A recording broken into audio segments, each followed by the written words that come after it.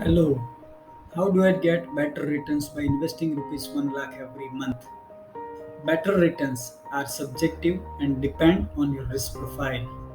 Factors such as financial resources, emotional capabilities, and time play a role here.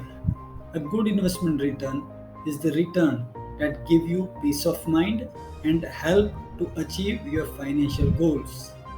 Here are few pointers to start with. Start with mutual funds if you are new to investing. Create a goal based investment plan. If your current surplus is less than required, you may use top up SIP to ensure you can achieve your financial goals. Follow an asset allocation strategy with periodic rebalancing to manage your risk and optimize your returns. I have given you what you need to do. If you know how to do it, start doing it. If you don't know, I would suggest to work with a fee only SEBI registered investment advisor. Happy wealth creation.